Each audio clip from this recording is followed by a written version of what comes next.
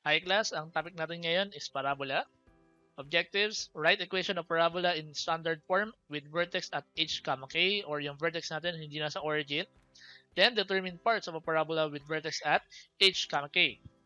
So, post nyo muna, screenshot nyo para may kopya kayo nito.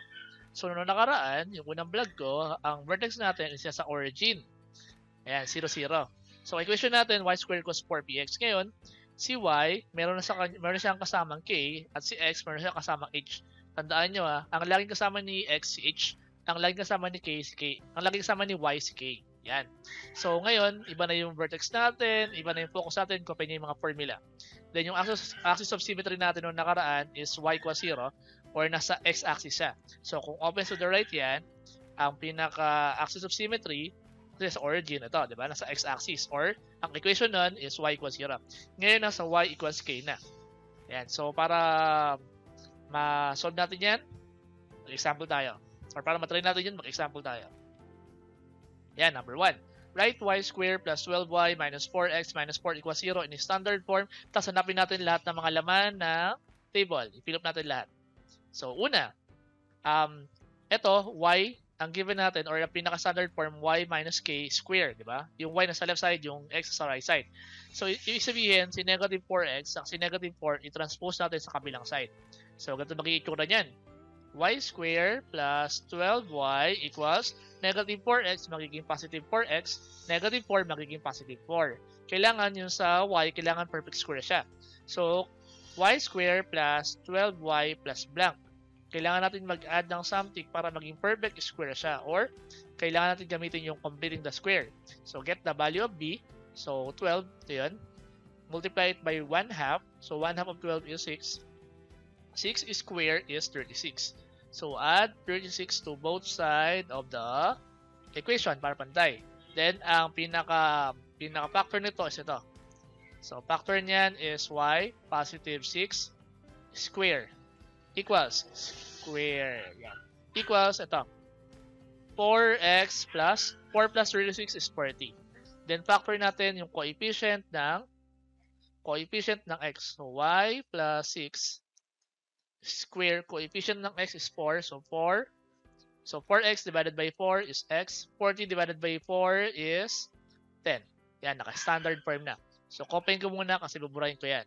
So, y plus 6 square equals 4x plus 10. Burahin natin na mabilisan. Yan, nabura na natin. So, since positive yung coefficient ng x, ang opening niyan is right.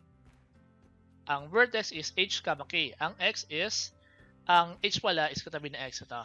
So, opposite ng positive 10 is negative 10. Ang k naman is yung katabi naman ng y. So, yung katabi ng y is positive 6. Opposite ng positive 6 is negative 6. Then, yung sunod, yung focus hanggang symmetry may mga p. So, isolve natin yung p. Paano ba yun, sir? So, itong 4p, equate natin sa coefficient na 4. So, magiging ganito yan. 4p equals 4. Yan. 4p equals 4. So, ito na yung value natin ng 4p. Paano makukuha si 4p? Divide nyo both side by 4. Kailangan both side. So, 4p divided by 4, ito p na lang. 4 divided by 4, 1. So, ito na yung p equals. Ito na yung value na p. Paano naman si 2p? So, si p, multiply nyo by 2. Siyempre, kailangan yung kabilang side, multiply nyo rin. So, 1 times 2, ito na yung value na 2p. Then, substitute natin. Ang focus natin, h plus p. So, ang h natin ito, negative 10. So, magiging negative 10 plus p. Ito yung p natin. Ito. So, negative 10 plus 1. So, magiging negative 10 plus 1 is negative 9, k. Ang k natin ito, negative 6. Ang directrix natin, h minus p. So, negative 10 minus p. So, minus 1. So, magiging equation natin is x equals negative 10 minus 1 is negative 11. Ang length of last rectum natin, ito yun, 4p equals 4. So, 4p equals 4, or pwede nyo ilagay 4 units. Kasi sukat yan length. Ang endpoints natin, kailangan nyo paghiwalayin. Yan, kasi dalawa yung endpoints, diba? So, h plus p, o nga pala, diba? Ito h plus p. Ito h plus p. Sabihin, kung ito negative 9, edi negative 9 din yan. So, ito, negative 9, negative 9. Hanapin nyo na lang yung partner niya na k positive negative 2p. So, k positive negative 2p yung formula. So, ano ba yung k natin? To? Negative 6. Positive, negative. Anong value ng 2p? To? 2. Paghiwalay nyo. Negative 6 plus 2. Yung isa naman is negative 6 minus 2. So, negative 6 plus 2 is negative 4. Negative 6 minus 2 is negative 8. Yan. Then, i-partner nyo doon sa may negative 9. So, yung isang endpoint, negative 9, negative 4. Yung isang endpoint, negative 9, negative 8. Yan.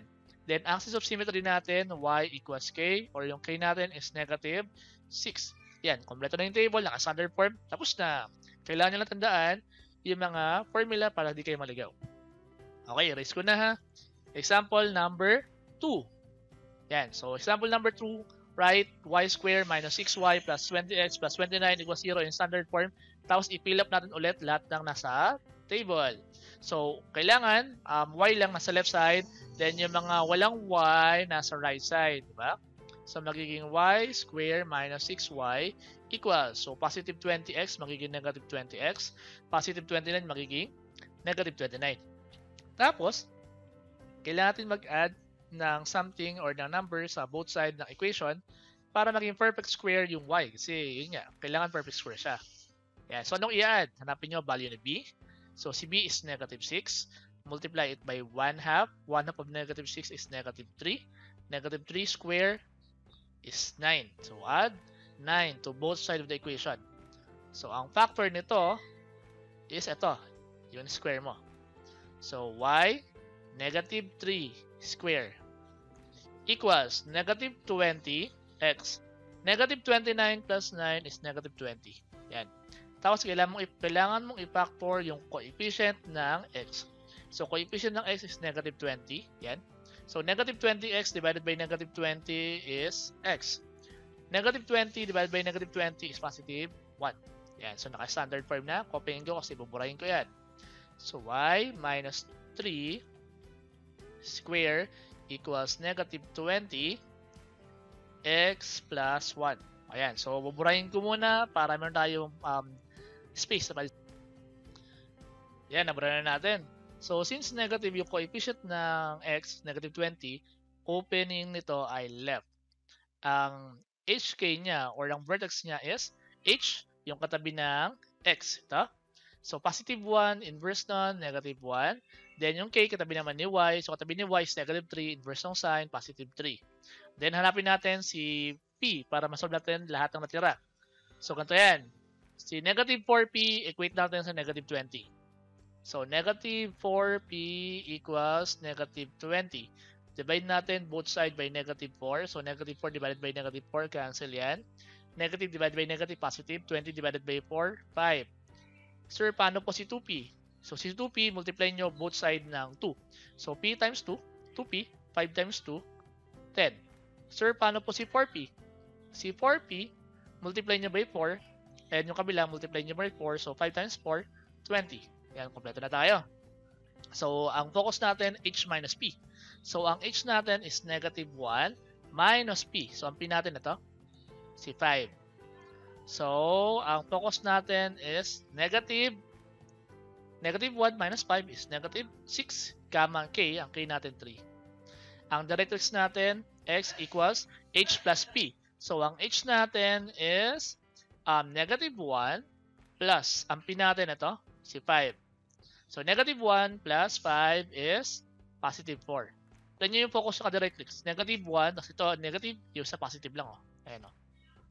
Okay, length of lapsus rectum natin, yung 4p, value ng 4p is 20. So, 20 units. End of lapsus rectum. So, ito h minus p. Ito h minus p. So, yung h minus p natin is negative 6. So, dalawa yan, di ba? Dalawang point. So, negative 6, tsaka negative 6. Ayan yung h minus p. I-solve natin yung k positive negative 2p. Yung formula. So, yung k natin is 3 positive negative 2p. Ang 2p natin to, 10. Then, paghiwalay natin. So, 3 plus 10, tsaka 3 minus 10. So, 3 plus 10 is 13. 13. And 3 minus 10 is negative 7. So, ito yung partner. Negative 6, 13, negative 6, negative 7. Then, ang axis of symmetry natin, y equals k, or yung k natin is 3. So, tapos na. Yan na lahat-lahat yan. Kailangan nyo lang talaga maalala yung formula, or kailangan nyo ilista, or kailangan nyo mag-practice. So, pag nag-gets, ayos. Pag may tanong, mag-comment. Mag-aral na maigi, kaya nyo yan.